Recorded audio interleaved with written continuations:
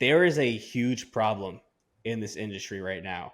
And I don't know if you're aware of this, but we have this epidemic of people where it's becoming acceptable for anybody and everybody can be a coach, right? Because now we have this you know how you see a lot of these guys go from fitness coaching and then they become business coaches, right?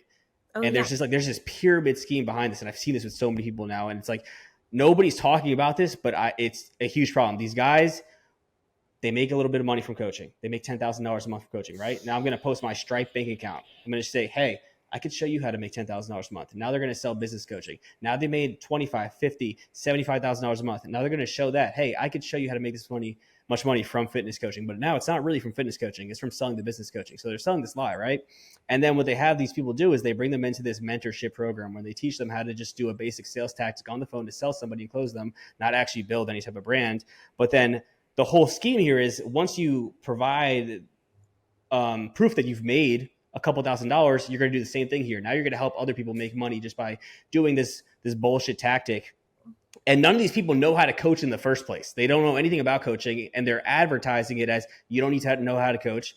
We'll teach you how to use AI to write programs. It's like they're basically trying to normalize ghost coaching in a sense. And this is a huge thing. I see a lot of these kids doing this, and it's a problem because a lot of people are getting fucked over, really. I don't know. Am I allowed to curse on here? Should I not curse? You can curse and it's encouraged. It's Okay. actually, you get a fine. Don't post this if you don't curse enough. Okay, Oh, good. yeah. No, I think, gosh, so many things to say on that. Not just with the business coaching, also the social media growth, advertising, marketing agency thing. But yeah, no, the ghost coaching, the pyramid scheme around like coaches having coaches under them, like I get it. And I mean, like, it's definitely something that I see business models. I'm like, okay, in theory, that makes sense. But in reality, okay, you're bringing in people who maybe are more advanced under you, who then are like coaching under you. I think really where the problem I see is like with not being honest that you are not getting coached by the person you think is coaching you. Um, I've had that happen where a few clients have come to me. They've been like, I thought it was from big name coach. It was actually from their assistant. I was never talking with that coach to begin with. And I mean, like, you shouldn't necessarily have to vet and like test to be like, is the person I'm actually being coached by, is that the influencer? Is that the competitor? But the fact of the matter is, I think that's happening more than people realize. No, 100%. It's obviously very frowned upon if you're involved in bodybuilding and you know the industry. But Corey, listen, this shit that I've seen recently is insane. There are literally kids making 60, 70, $80,000 a month from using AI to write programs and sell, because the general population that's interested in fitness doesn't know anything. They're not in this deep. They're not aware. So some guy sends you a program, they have no idea. It's like, okay, this is cool. This is great. And they're just running it up. They're just finessing the entire general population. And I don't know, it's crazy. Obviously, this is a problem in bodybuilding when we see the ghost coaching stuff, but when we look at the actual general population, it's like a whole nother level how much scamming is involved here. AI is not 100% correct. And if you've used AI, you know it's wrong often. Like, it's kind of like that relative, like they know a little bit about, like, I mean, like, granted, you can get them to respond, but you're like, should we fact check this? And like, I mean, Yeah. my favorite, I'm big chat GPT fan. Going through nursing school, big fan with that. But hey, you gotta proofread. You gotta Mhm. see what the shit it's actually saying. And like, you say that also too with like captions and just like general like copy being written, and like there's no kind of, I don't know, verification, checks and balances around it. But as it relates to coaching, I guess why do you think this happens outside of just like pure greed and being like a shit human? Why do I think that people are scamming people? Yeah, why do you think people are scamming people?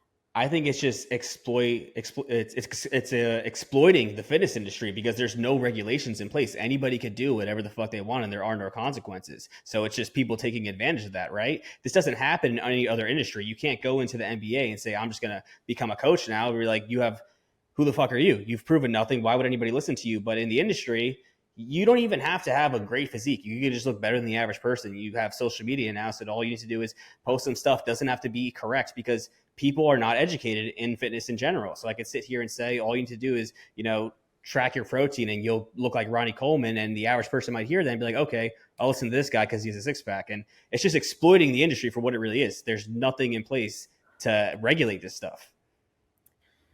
You know how I feel about that in the realm of how it relates to providers and pharmacology. I think we touched a little bit on that, like in the clinic setting, how you have individuals who, frankly, it's not a matter of them being licensed or unlicensed, but you have individuals who are incentivized to push drugs in any capacity, drugs, medication, and simply like it comes down to the ignorance of the consumer. The consumer Mm-hmm. is relying on you, not you in this sense, general you, this person in a position where they can recommend that you take these things and they can charge you whatever the fuck they want to charge you.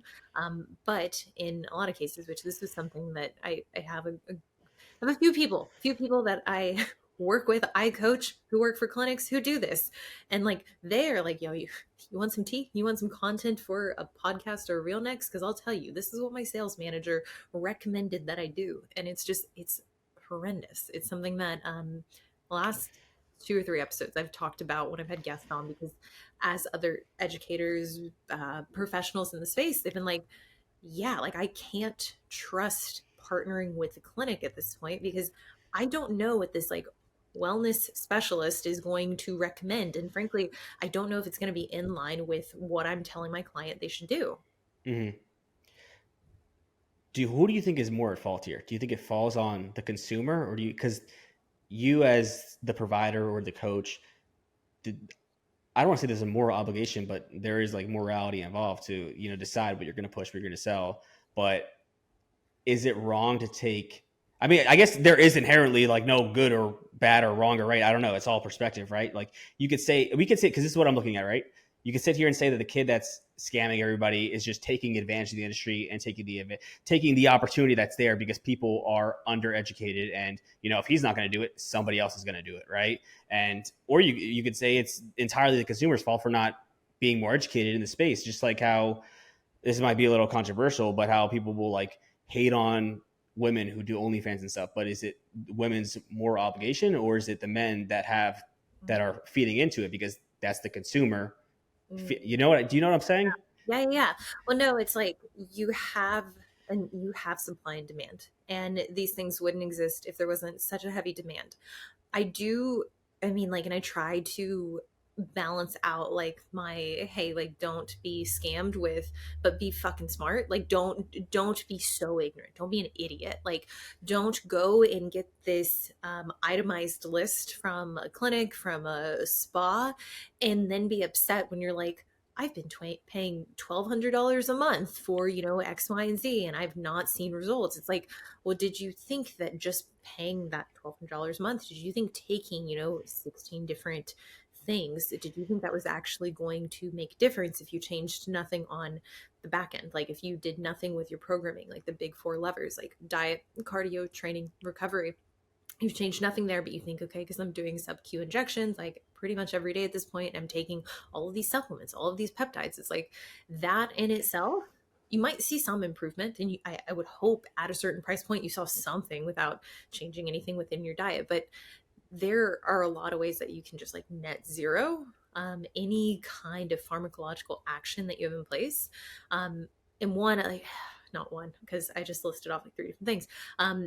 But I think at this point, there's so much information out there, and there are people that are coming out right, being like, "Hey, it these things are not magic."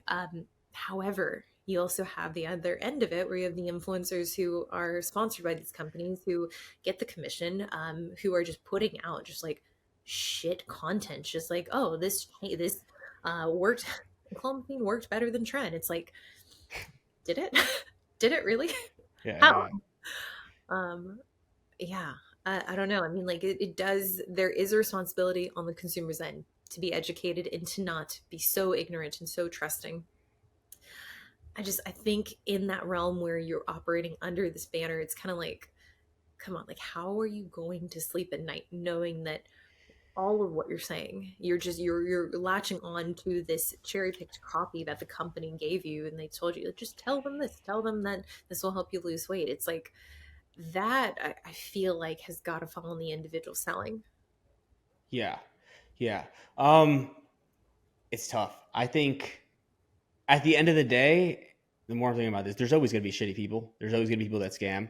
And it really, I think it really does kind of, I don't want to say it's your fault because people don't know any better. And a lot of people just aren't educated in these things. So they see something and they're convinced otherwise. But, some people learn the hard way. And it really is like, it is your job to educate yourself and know what you're like. Would you go get into a random alleyway to buy weed from a guy if you wanted to buy weed? Like the consequences might be there, right? It's like you're just jumping into something you're not that well informed about because you got sold something. Like maybe do some due diligence and spend some time looking into these things yourself before you go and pay somebody $1,000.